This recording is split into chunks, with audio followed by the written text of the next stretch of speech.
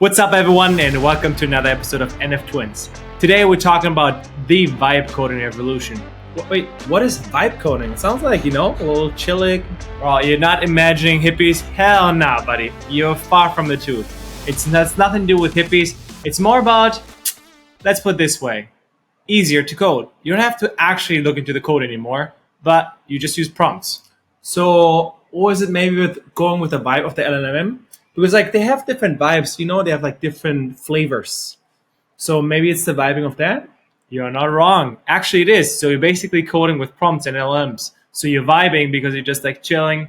Actually, at some point, I've seen people that aren't even fucking typing the prompts anymore. So they're using actually speech to text, and that prompts directly into the LLM. You just press OK, enter, and that's it. I mean, isn't that also how you use ChatGPT on your phone? Because you hate writing this guy. This guy on the side is no. Writing is for peasants, man. Exactly. I don't do this shit. He's always ChatGPT, I'm doing this. Can you please give me this? I'm like, who the fuck? Hell yeah, man. I loved it. The speech to text. Honestly, I hope actually that there is a keyboard that you can do this. Like in regular text, even for a thing about WhatsApp and all this stuff.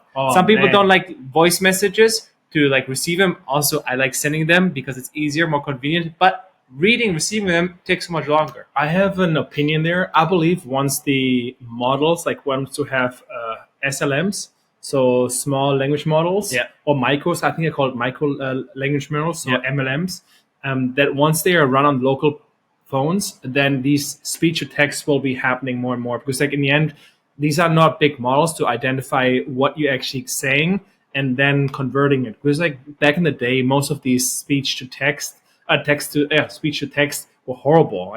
You tried it and it was what? No, that's not what I'm saying. Especially if you're not native, so your pronunciation might be a little bit off. Then it just messes it up completely. I think there might be actually a market opportunity for that as well. Think about it. You just have it in your keyboard instead of Google Keyboard.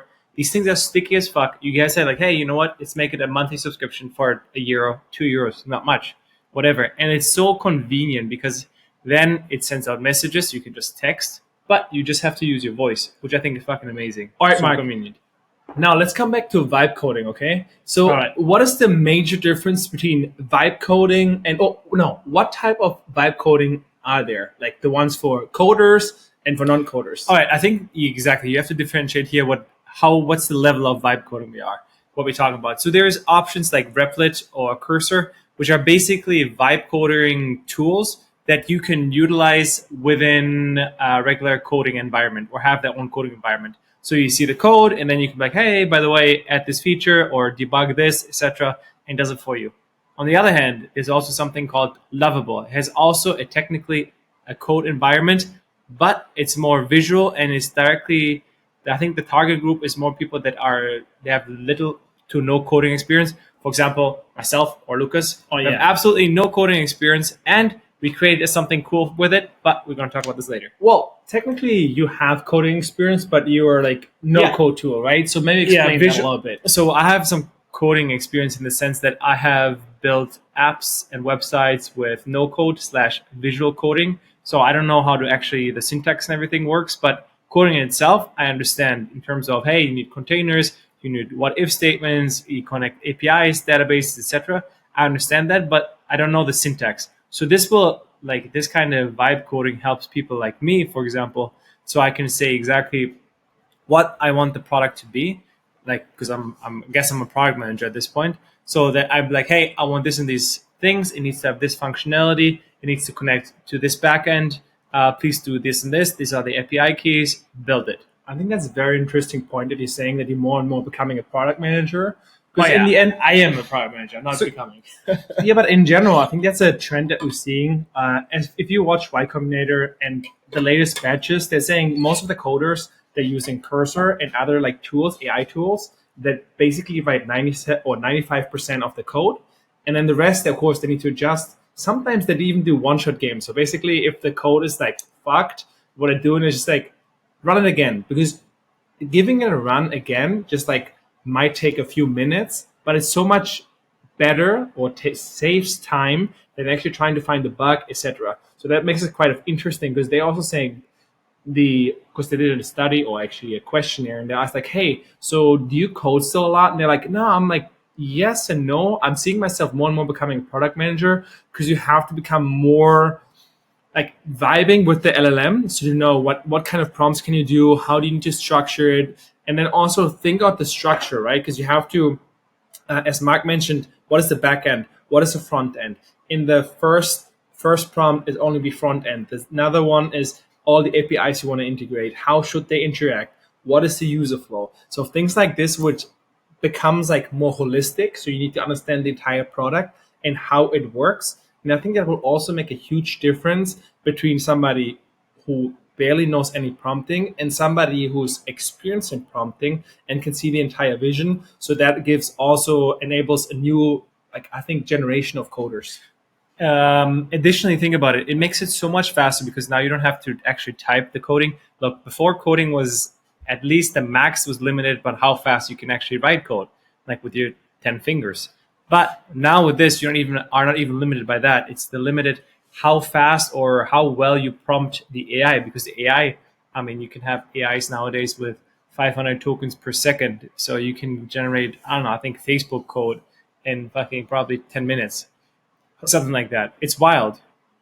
And also, like, I mean, okay, Facebook, etc. That's mostly it's because you have so many people using it. It's relatively easy to build afterwards. No, but I'm saying like anything kind of complex you can build within minutes or in hours with prompting. Also, what I think is very fascinating when we look at Lovable, because before in another podcast we mentioned that basically AI is dead in Europe, because we're saying okay, like all the nerves, etc. I was like, oh my god, like how the fuck, like AI building a startup, everybody's going to San Francisco, and whereas if you look at Lovable, they're actually European based, and it's like very interesting to see because they see really where they're from. I think France. Check it out. But they're 100% European based, and they're actually the fastest growing startup right now. It took them, I think, 3 months to get to 18 million ARR, and growing every month, every week, they're adding 2 million of ARR. So it's like crazy. These numbers are so from 20 VC. Is Henry? What's his name? Harry. I don't know. The guy from 20 VCs, he posted it, and I was just like mind blowing how fastly they grow. And coming back, so Lovable see themselves more as the underdogs, and they're saying we said no to YC because yes, in the best case, it might have been an acceleration, but in the worst case, a distraction because they'd rather spend the time to build the product as well as because they believe in Europe you have more talent, you have better talent here, and you don't want to get distracted over there with meetings, etc. And that's why they're building it here. I think they're French. Sweden. Sweden. Okay. Yeah. They're Swedish. It's like crazy. And now we also used Lovable the other day. Actually, we bought directly premium because we want to try it out. Man, it is crazy what you can build. Oh, show them what we got, my boy. All right, everybody. So what we did, let's go.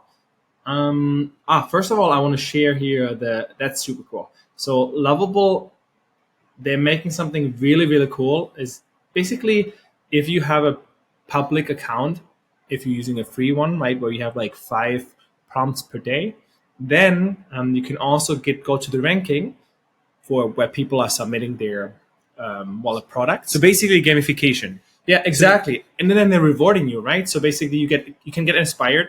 Actually, scroll through there. Let's look at it. I want to see these bad boys. What do you do? All right, let me turn this on. All right. No, not working. All right. Here we go. All right.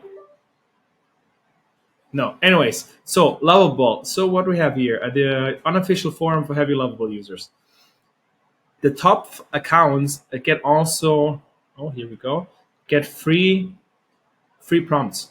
So it's basically rewarding people to share them, so people can get inspired. Because sometimes you don't know what might be interesting, etc. I mean, I think it's a great growth hack, showing off directly what you can build with this. I think that's also WeWeb has it, all these kind of things, Flutterflow. They want to show off obviously what you have or what someone built with this. It's always great to know because like what can I use this for, right? Well, and what are the limits from it? And then obviously it's super nice play on that they have someone to reward it. These communities are super cool because you can see, like, think about it. Such a genius move. They built a forum for Lovable before Lovable had one, or actually they probably have one. But now it's getting promoted, so you will have more and more projects on it, and yeah, you will have like more and more talent that you can either get inspired from ideas, or maybe even hire people for your own projects.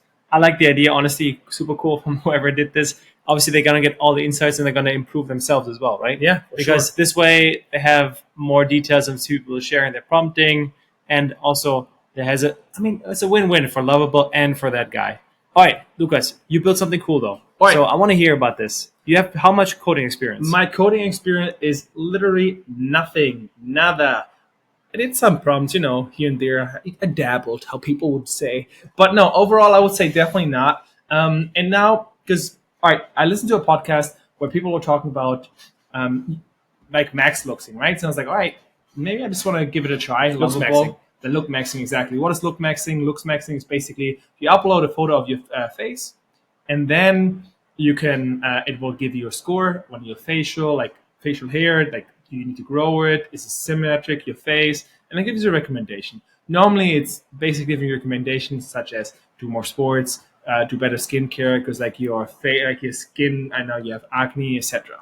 Now I was just wanted to test it, so I literally just prompted in there like, "Hey, build me a look maxing app. I need some. It needs to have access to the camera, or be able to upload photos because it's like a website, right? It's not a mobile app. Then it should be scoring my face based on certain.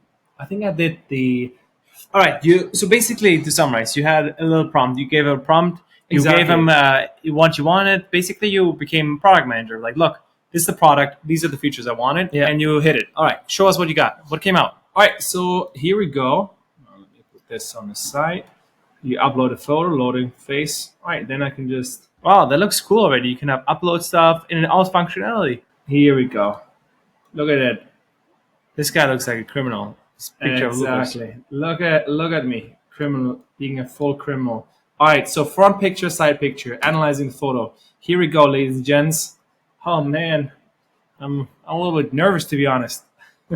So, did this all work in one prompt, or how many prompts did you need? No, I think I used at least 10 prompts because you always you can press F for basically not recoding, refactoring if there's certain issues.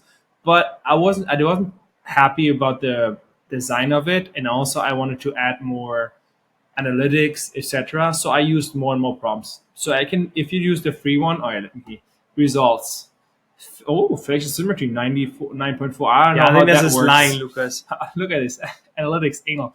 What the fuck's going on here? But yeah, you can basically see them. All right, so basically it works. You got to a certain degree. I don't want to go too much in detail now because it's too technical for this podcast. But I like it. So you basically had used a couple of prompts, and it basically tells you ugly. Well, exactly. Facial structure horrible, skin okay. But all right, so as you can see, you can have clear results, etc. The only thing I would like to say is that sometimes at the beginning, what problems I had was that even though I upload different people, the results were still the same. So I had to make sure that it uses a certain API. So I said, like, first, I used ChatGPT to find APIs that do face analysis. And then I said, hey, please use these APIs for the face analysis and these for the getting results. Otherwise, it was always getting the same result.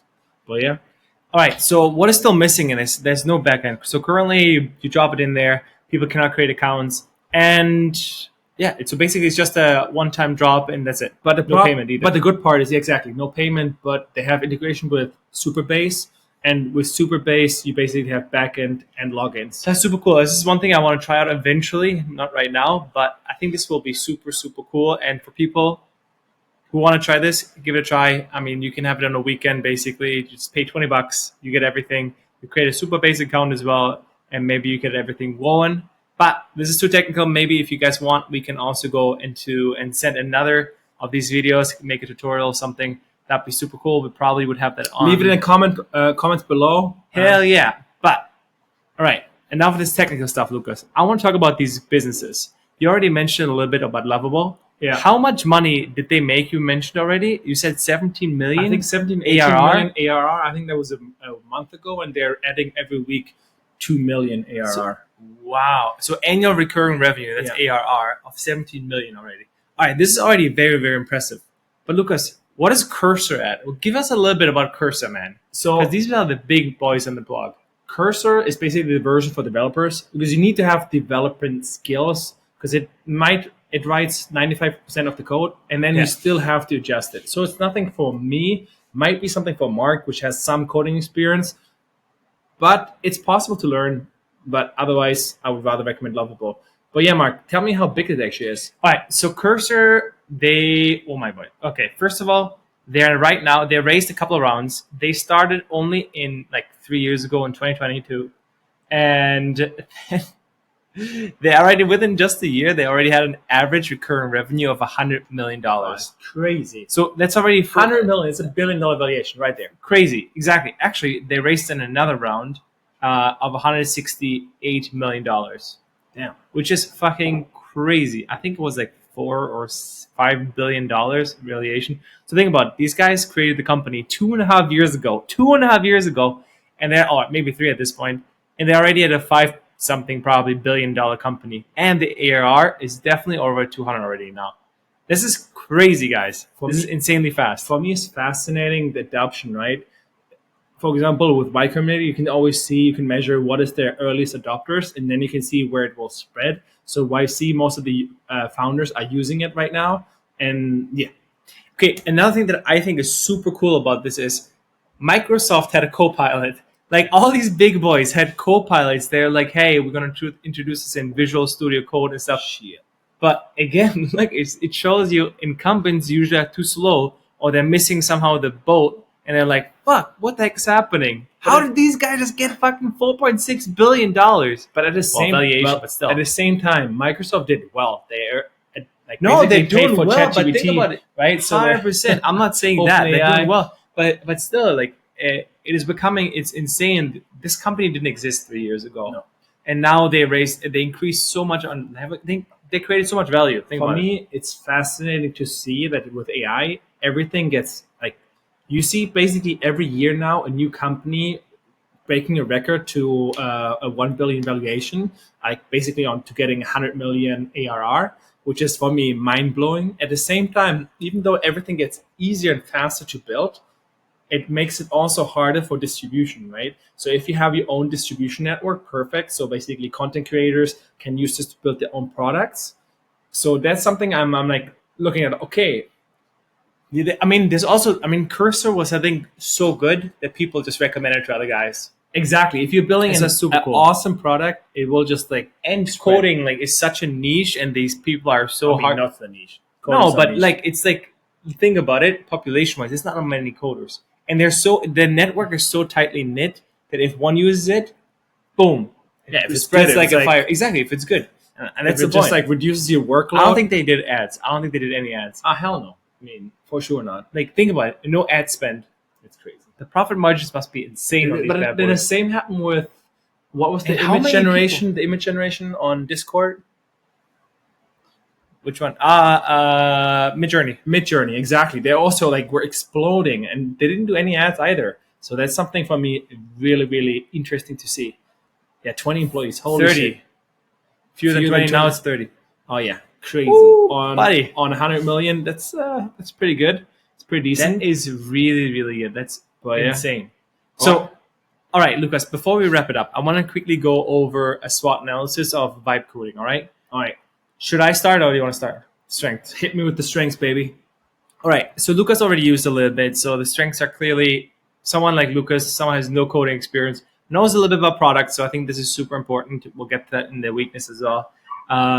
Was able to prompt and create a website that's functional already. And you can launch it, right? So literally for $20, you even have it launched. Exactly. You have it launched and that's it. So you don't have to think about anything. You can get first customers in. So MVP stage for $20. And how long did it take you? An hour? Now, okay, 2-3 hours for sure, because I also like looking into prompt, ChatGPT, etc. But I also did it over 2 days because I had the free trial at the beginning. So Lucas, do you think you would say even your grandma could have done this? For sure. For sure. That's the thing. I mean, Your grandma Ruth could have been done this. yes, for sure. In the end, you're just like, oh, there's an error. The website's not loading. So you press F. Like it says like, all right, we want to try it again, and then give it a try again. So yes, I would say yes. All right. Comment again, and then our grandma could have done this. But there's another weakness. Do you think you need to have product skills? You need to know what you want. So at the beginning, I would say yes, but at the same time, I saw a video where Peter Levels created an AI, well, basically an AI game, which is generating now 70K per month, which is just completely generated with AI, which is a flight simulator that you can run out of a browser. Oh yeah, that's super cool. Which is like fascinating to me. And he literally just said, "Hey, create me a game in Cursor, 3D game that I can run in a browser." So that's something. It works, but of course, he also said it got a 95% there to the MVP, and then he still had to do 5%. So to get it actually working. Actually, super cool. In the game, he also has now ads running and crazy stuff. So on like, I don't know, there's like zeppelins and stuff. There's basically like ads running on them. Super cool, super interesting, but we're getting off topic here. But it's also like fascinating to see. Literally, you can spin it up yourself, run like get directly people from advertisement, because he also made it very easy for people to do advertisement. He don't to revenue generating. Yeah, exactly. Okay, so advertisers basically being able to buy on a Zeppelin, something like this. Also, he does every time a call out, right? So it's like if you have an audience, it makes it much easier. All right, perfect. So weakness, another weakness I also wrote down, by the way, is privacy. Because AI, look, we live in Europe. We're from Europe. Is a big thing. Privacy, especially in Germany, where we're from, big thing. And then also there's regulations around this stuff. So there might be a world there where we cannot use these kind of tools in Europe. I don't see it, but it might happen. I think that will be changing. Hopefully not. But another weakness is if you have no idea and something is not working, you don't know how to fix it. So that's one of these tools. If it's like no code, again, even though I just saw an announcement, Lovable 2.0 will be coming out in the next few weeks or months, which is really nice. And I hope that it will fix these things. Because like if you're not a coder and then you're just like hoping that a different prompt will help it. So a tool to fix it, certain things would be nice. So the cool thing is Lovable doesn't have to do much. They're using underneath the hood, they're using an LLM, right? And LLMs are getting better and better.